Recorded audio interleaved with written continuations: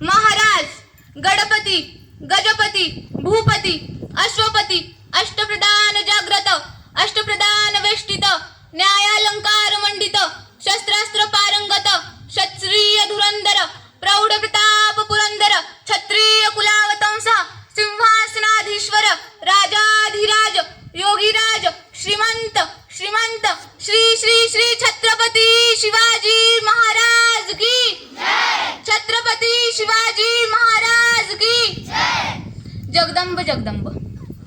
आज काय झालं? आज आमच्या दारातला सडा गेला आणि दारासमोर राडा झाला. आज आमच्या दारातली रांगोळी गेली आणि घरातली माणसंही रंगोली झाली. नमस्कार, मी कुमारी रुपाली भीमराव थोंटे, महाराष्ट्र विद्यालय चिंचोली इयत्ता 9वीची विद्यार्थिनी. आज राजमाता राष्ट्रमाता मासाहेब जिजाऊ यांची जयंती. दरवर्षीप्रमाणे याही वर्षी आपण मोठ्या उत्साहाने साजरी करीत आहोत. मला सांगा, राजमाता जिजाऊ या कोण होत्या? जाधवांची लेक ती भोसलेंची सून होऊन आली. जाधवांची लेक ती भोसलेंची सून होऊन आली आणि शहाजी राजांचा संसार सोन्यापरी सजवून गेली. शहाजी राजांचा संसार सोन्यापरी सजवून गेली. वाघिणीचं काळीच तिचं वाघ तिच्या पोटी. वाघिणीचं काळीच तिचं वाघ तिच्या पोटी. हिंदवी स्वराज्याचा ध्यास म्हणी जगदंब जगदंब तिच्या ओटी. हिंदवी स्वराज्याचा ध्यास म्हणी जगदंब जगदंब तिच्या ओटी. जिजाऊ जन्मल्या तेव्हा हत्तीवरून साखर वाटण्यात आली. सिंदखेड राजा अगदी नटून थटून गेला होता. जिजाऊंना लहानपासूनच घोडस्वार, तलवारबाजी अशा विविध कलांची आवड होती. त्या या कलांमध्ये पारंगत होत्या. त्या मोठ्या झाल्या. त्यांचं लग्न छत्रपती शहाजीराजांसंगत लावण्यात आलं. लग्नानंतर शहाजीराजांनी गरोदरपणात जिजाऊंना पुणे येथील जहागिरी सांभाळण्यासाठी शिवनेरी या किल्ल्यावर ठेवले. तेव्हा पुण्यात अगदी बादशहांनी धुमाकूळ घातला होता. शेतकऱ्याची शेतीची नासधूस झाली होती. अनेक मंदिरं उद्ध्वस्त केली होती. आया बहिणींची आबरू लुटली होती. हे काही जिजाऊंना पावलं नाही. जिजाऊंनी तलवार काढली आणि मुंडक्या छाटू लागल्या. त्यांनी म्हणाल्या, ना वाकणार ना झुकणार, ना वाकणार ना झुकणार, अभिमानानेच जगणार आणि अभिमानानेच मरणार. हे हिंदवी स्वराज्य आहे. येथे स्त्रियांचा आदर केला जातो. हे हिंदवी स्वराज्य आहे. येथे स्त्रियांचा आदर केला जातो. जाऊन सांग तुझ्या बादशाला की पुण्याची जहागिरी आता महाराज साहेबांची अर्धांगिनी सांभाळती आहे ते. पण एवढं म्हणून काही संकट पेलणार नव्हतं. तेव्हा जिजाऊंनी शिवाई देवीला साकडं घातलं की आई, मला स्वतःचं स्वराज्य निर्माण करायचंय. मला माझं हिंदवी स्वराज्य निर्माण करायचंय.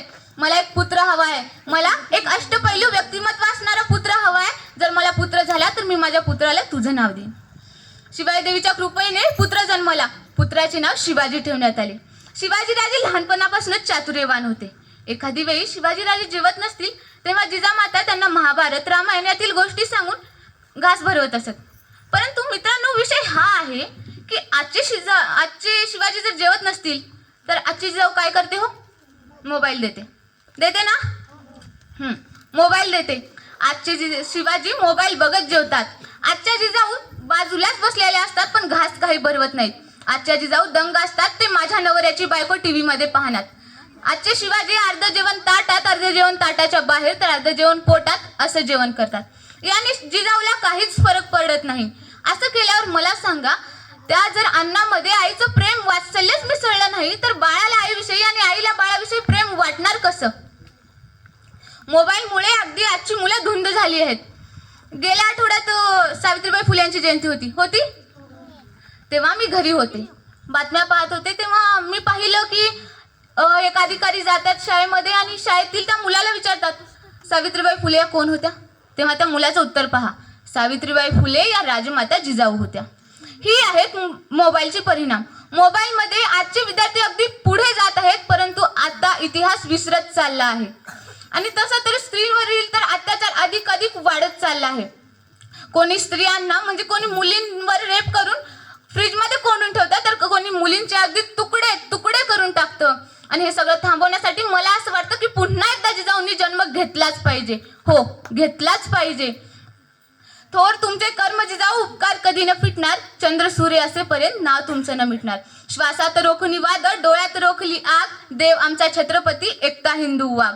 हातात धरली तलवार, छातीत भरले पोलाद. धन्य धन्य या जिजाऊ आणि धन्य हे आपुले महाराज. धन्य धन्य या जिजाऊ आणि धन्य हे आपुले महाराज. मित्रांनो, जिजाऊ संध्याकाळ झाली की सांजवात लावत. शिवबांना जवळ बोलावत. त्यांना मायेने कुरवाळत.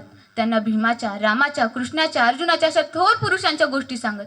शिवबांनाही ते ऐकायला खूप आवडत. त्यांनाही वाटत आपणही मोठे होवे आणि असेच काहीतरी करून दाखवावे, आणि त्यांनी करून दाखवलंही. त्यांनी वयाच्या अगदी 12व्या वर्षी स्वतःची राजमुद्रा स्थापन केली. ही ती राजमुद्रा. प्रति पंचचंद्र लेखे व वर्धिष्णुर विश्ववंदिता शहा सुनोर शिवशेष्या मुद्रा भद्राय राज्यते नमा. प्रतिपदेच्या चंद्र लेखेप्रमाणे वाढत जाणारी आणि साऱ्या विश्वाला वध्य होणारी ही शहाजी राजांचे पुत्र शिवाजी राजे यांची राजमुद्रा म्हणजे स्वराज्य स्थापनेचा संकेत होय. स्वतःच्या मनगटावर विश्वास असणाऱ्याला दुसऱ्याच्या सामर्थ्याची भीती कधीच वाटत नाही, आणि अशा सामर्थ्याला हडवण्याचे धाडस नियती सुद्धा करत नाही. आजच्या जिजाऊने जर छत्रपती शिवाजी महाराजांचा इतिहास ऐकला तर तिला वाटतं बाळ शिवाजीच व्हायला पाहिजे. आजच्या जिजाऊने जर छत्रपती संभाजी महाराजांचा इतिहास ऐकला तर वाटतं बाळ संभाजीच व्हायला पाहिजे. आणि सहलीला जाताना बसमध्ये मागे नाही पुढे नाही मधोमध बसायला पाहिजे, कारण मागून गाडी ठोकली काय पुढून गाडी ठोकली काय, मागून गाडी ठोकली काय पुढून गाडी ठोकली काय, आतल्याने मात्र सुरक्षित राहायला पाहिजे. आणि आमची आई म्हणते की बाळ शिवबाच व्हायला पाहिजे, आणि आमची आई म्हणते की बाळ शिवबाच व्हायला पाहिजे. नाचू कीर्तनाच्या रंगी लाव ज्ञानदीप जगी असे म्हणणारे संत नामदेव आम्ही पाहिले. आजचे नामदेव काय म्हणतात हो? आवाज वाढव डीजे तुला आईची शपथ आहे. तुम हमें खून दो हम तुम्हें आजादी देंगे असे म्हणणारे भगतसिंग आम्ही पाहिले. आजचे भगतसिंग काय म्हणतात? तुम्ही आम्हाला तोटा द्या आम्ही तुम्हाला चुना देतो, तुम्ही आम्हाला तोटा द्या आम्ही तुम्हाला चुना देतो. अहो, लोक म्हणतात जर प्रत्येक मुलीने आई वडिलांचा सांभाळ केला असता तर वृद्धाश्रमात जायची गरजच लागली नसती.